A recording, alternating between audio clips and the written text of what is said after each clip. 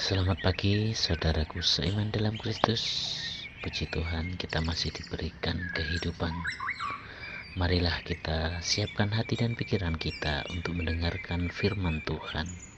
Tuhan beserta kita sekarang dan selama-lamanya. Inilah Injil Yesus Kristus menurut Matius bab 7 ayat 1 sampai 5. Dimuliakanlah Tuhan.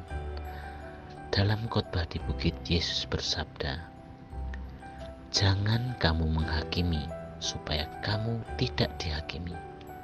Karena dengan penghakiman yang kamu pakai untuk menghakimi, kamu akan dihakimi, dan ukuran yang kamu pakai untuk mengukur akan diukurkan kepadamu.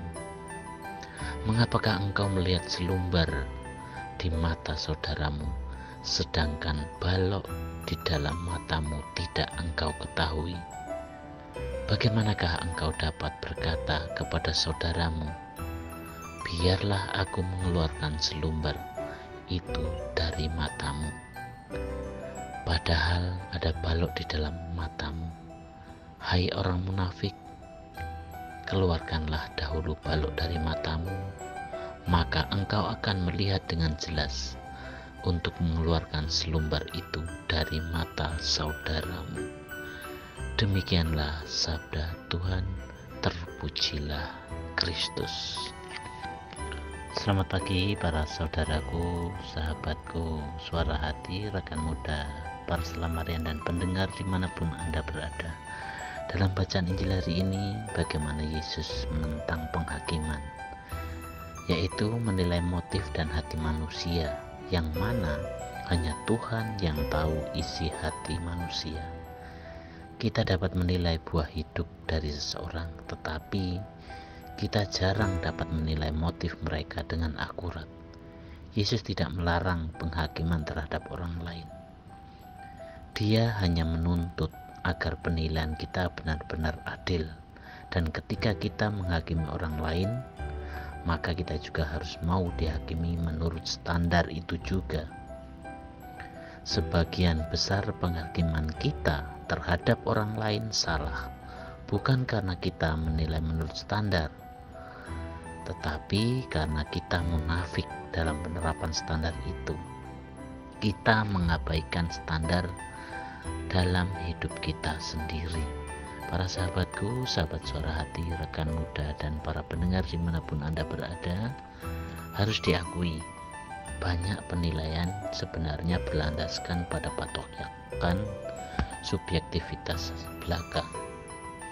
Sejatinya jauh dalam hati sekedar tidak suka. Sebabnya beragam. Mungkin karena iri hati, sentimen agama, kebencian rasial, atau ikut-ikutan karena terhasut. Lalu manusia seenaknya menghakimi sesama, bahkan tak jarang dengan kejamnya. Sikap ini patut dihindari oleh setiap insan Kristiani. Kita boleh bersikap kritis, namun sebelumnya kritislah terhadap diri sendiri. Kenapa?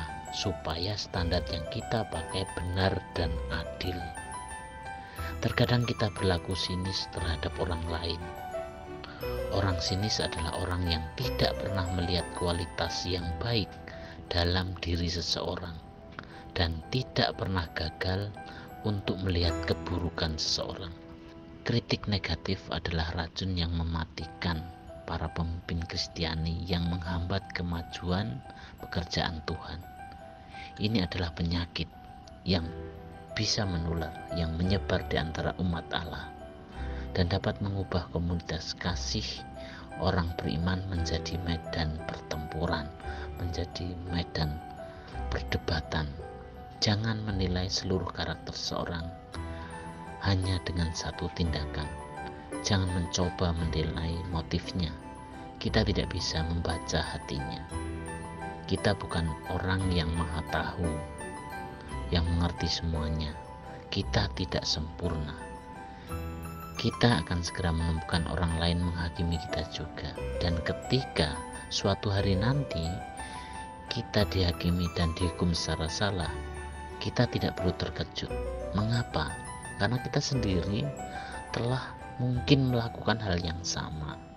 Para sahabatku, sahabat suara hati, rekan muda, dan para pendengar dimanapun Anda berada, menghakimi adalah saat seseorang berpikir atau menilai orang lain dengan asumsi negatif, berkata-kata tidak baik, dan membalas perbuatan orang yang sudah menyakiti. Kebanyakan orang mudah sekali melihat dosa, melihat kesalahan dan kekurangan seseorang, sekalipun itu kecil sekali. Namun sebaliknya, kekurangan, kelemahan, atau kesalahan yang ada di dalam diri sendiri, sekalipun itu besar, tidak mudah dilihat, apalagi diakui. Padahal semua orang berdosa.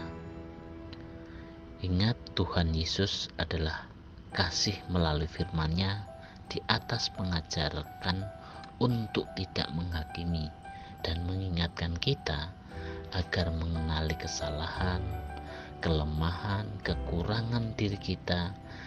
Dengan kita belajar mengenali diri sendiri terlebih dahulu, kita dapat memaafkan, menjaga perkataan dan perbuatan kita terhadap orang lain. Saudaraku yang terkasih dalam Kristus, marilah kita belajar saling mengenal kesalahan, kekurangan, dan kelemahan kita masing-masing, agar kita bisa saling mengerti dan menerima satu sama yang lain tanpa menghakimi. Dan semoga melalui renungan ini kita dapat terus bertumbuh semakin lebih baik. Tuhan Yesus memberkati kita semua. Marilah kita akhiri dengan doa dalam nama Bapa dan Putra dan Roh Kudus. Amin.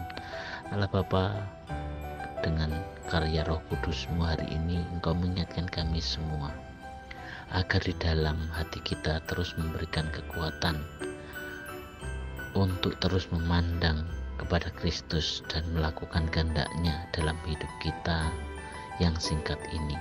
Dan semoga kita semakin bisa memahami agar kita tidak mudah menghakimi orang lain atau menyudutkan orang lain. Dan semoga kasih-Mu selalu menuntun kami dalam kehidupan kami sehari-hari. Doa ini kami serahkan kepada-Mu Tuhan dengan perantaraan Kristus Tuhan kami. Amin. Dalam nama Bapa dan Putra dan Roh Kudus. Amin.